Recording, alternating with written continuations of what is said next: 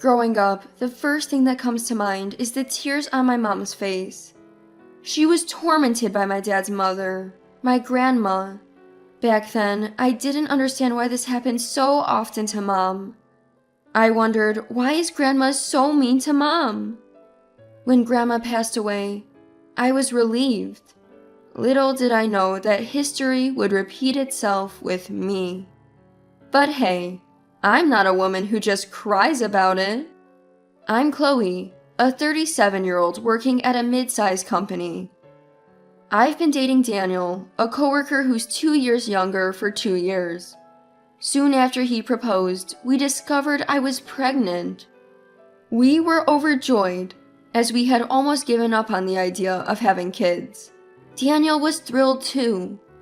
We decided to postpone the wedding and just get legally married for now. But things changed.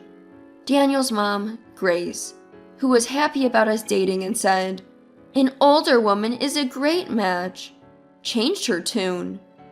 Nowadays, they call it a shotgun wedding, but let's not kid ourselves. "You lured Daniel into this, didn't you?" she said, staring at me coldly. Grace had lost her husband 10 years ago. Daniel was the only man in the family, and she adored him and relied on him. So she thought I, an older woman, had trapped her son. "Daniel makes good money, and he will inherit our home. You just wanted to marry up," she said. But honestly, they're not wealthy, and the word inherit is not really applicable. Moreover, Daniel has an older sister who was already married and living in the family home.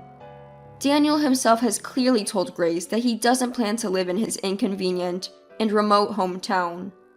Still, in Grace's mind, the eldest son is supposed to inherit the family home. "So, you're pregnant. Fine, but make sure you give birth to a boy." She pressured me again. In the prenatal tests, we learned we were having a boy, and Grace was overjoyed. But I had a bad feeling about it. Then, at 4 months, we discovered they were fraternal twins, one of each, a boy and a girl. This intensified my fears that Grace would favor one over the other. Perhaps due to all the stress, I was warned of an elevated risk for a miscarriage and was admitted to the hospital at 7 months. That's when Grace chimed in again. "People these days are so weak. I had my share of difficulties during my pregnancy, but I never ended up in the hospital," she told my husband, who visited me every day after work, accusing me of being a useless wife. To make matters worse, she even began to doubt that the children were Daniel's. "You're 37 and pregnant. That's odd enough. Plus, you're at risk for a miscarriage. Those can't be Daniel's kids." She harassed me with her twisted logic. Even after the obstetrician explained that pregnancies and deliveries involving twins inherently come with more risks, Grace remained unconvinced. Eventually, I had a C-section to deliver the twins.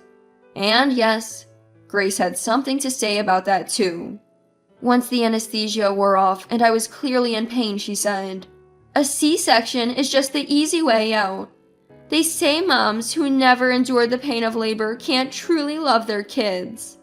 The pain after a C-section is no joke. This time, a nurse intervened, telling Grace, "About 70% of moms with twins have C-sections, and it has nothing to do with the amount of love for their children." That shut her up. But apparently, she still complained to Daniel. Thankfully, Daniel told her off. "Don't pretend to know what Chloe is going through. You've never had twins. Stop insulting her," he said, and I was moved to tears. But even after we returned home, Grace's harassment didn't stop. Their house is about an hour's drive from ours. She would take a taxi over and then expect me to cover the fare. While I was busy caring for the twins, she would complain. "You can't even serve a drink to your mother-in-law. You're so incompetent." When both babies started crying at once, she'd say, "They're as noisy as you'd expect from your children." Always finding something to complain about. She has no idea just how hard it is to take care of twins. I was exhausted, running on fumes, and could barely stand on my feet. Even so, Daniel defended me, saying to Grace, "Why don't you try looking after the twins for just one day, Mom? You'll understand how tough it is for Chloe." Back then, I had quit my job when I got pregnant, so I didn't know the details, but apparently the company where Daniel and I worked got acquired by another firm. Daniel's department was eliminated, and he was transferred to an area he had no experience in. His salary dropped, and the new company didn't approve of overtime, so he was earning only about 2/3 of what he used to make. What's more, he brought work home because he couldn't finish it during office hours and would work late into the night. Despite all this, he bathed the twins, changed their diapers, and even folded the laundry. He was the epitome of an involved dad. That's why he understood how hard it was to care for two kids at the same time. Whenever Grace was at our house, he would always keep an eye on her to make sure she didn't give me a hard time. I was truly grateful. 3 years later, I decided to go back to work. Diapers, clothes, and meals for the twins were more expensive than we thought, and living on just Daniel's salary became quite a struggle. We took the twins to separate preschools. One was dropped off by me, and the other by Daniel, and I picked them up. I explained the situation to my company, and they let me leave an hour early. We were making it work. Grace had offered to pick up and drop off our son Andrew, but we declined. She had been showing favoritism toward Andrew ever since he was born, so we wanted to keep her away as much as possible. But there was no way to prevent her from showing up on weekends, taking a taxi to our house. She would arrive carrying bags full of toys, clothes, and treats for Andrew.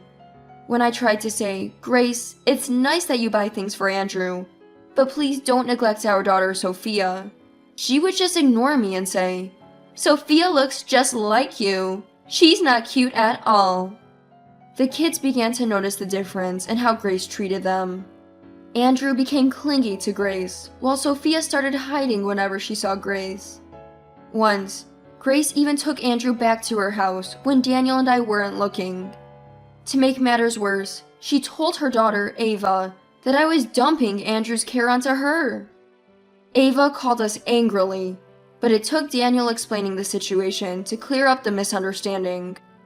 But now Ava was upset, thinking Grace valued Daniel's family more because they had a son. The relationship became tense. The turning point in this ongoing feud between mother-in-law and daughter-in-law happened one weekend when the kids turned 5. At the time, I used to visit my parents' house on weekends. I'd get home around 8 p.m., and there was Grace, standing in the doorway, fuming.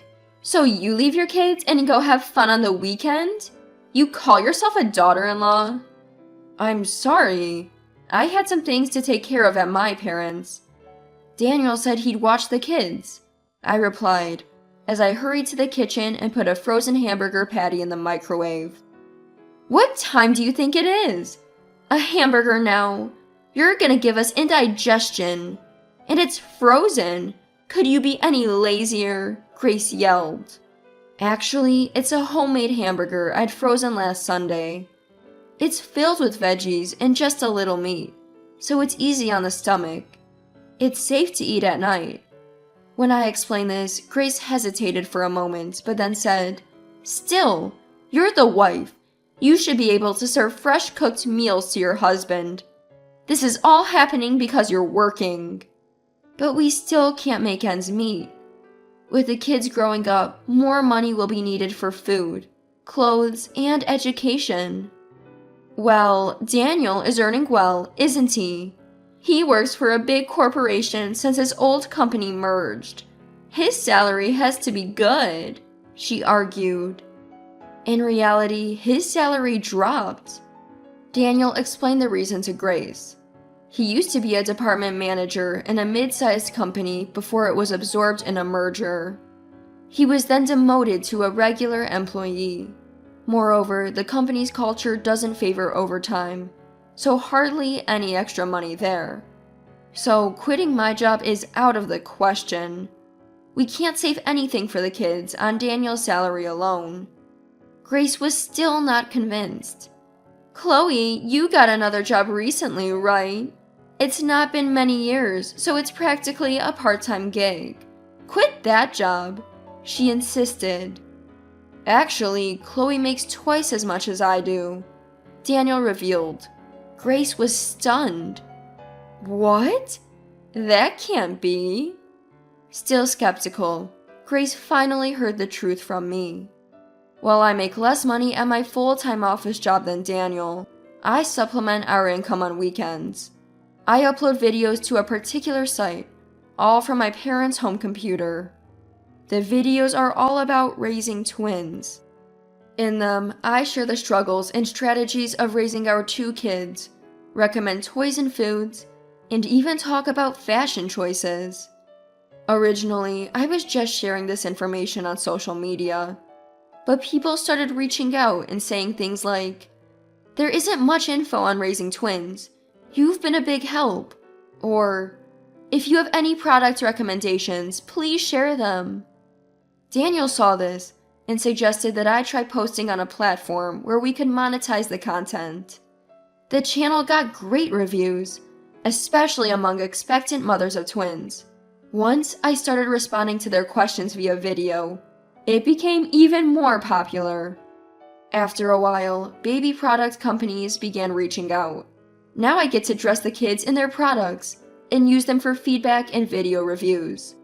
I only need a few hours on the weekend for this, and these days, I'm making around $3,000 to $4,000 per month. You're kidding, right? I've never seen you do anything like this. Grace didn't want to believe it, but the reason she's never seen me do this is because I work from my parents' house. I do it there to focus, away from the distractions at home. Sometimes I take the kids with me. My parents love to play with them. Seeing how happy my parents are when they're with their grandchildren makes me feel pretty good too. Now that Grace knows I actually make more than Daniel, she suddenly gets all sweet on me. Well, well, a capable hawk hides its talons, huh? You're the woman Daniel chose, after all. Grace is laying it on thick because she's not getting along with Daniel's family, the Avas. They're annoyed with her for constantly praising Andrew and buying things left and right. It turns out she's in a tough spot since the property is now under Daniel and Ava's name. She probably wanted to move in with us and figured pestering me would elevate her standing. Now she knows she has a lower standing in our household too. She's suddenly humble because she can't afford for Daniel and me to dislike her. But it's too late for her attitude adjustment. And recently, even Sophia has started to rebel against Grace. Just the other day, Grace made a comment about Sophia, saying, "Who needs a girl? They're just money pits. Wish I never had such a foolish granddaughter." Sophia retorted, "Well, that means you and your mom must be foolish too, since you're both women." Seeing the annoyed look on Grace's face, Daniel and I couldn't help but burst into laughter, thinking our daughter really told her off. There's no way we could ever live with Grace under the same roof. "I'm sorry, Grace, but I have no intention of living with someone who belittles and disrespects Sophia and me," I said. Later, Daniel spoke with Ava and found out that Grace had also been cold to Ava's 2 daughters, pressuring Ava almost daily to hurry up and have a boy. Apparently, Ava's daughters also disliked Grace and wanted nothing more to do with living with her. In the end, Grace moves back to her parents' home, where her sister's family lives. But with her attitude, it seems she's disliked by everyone in that household.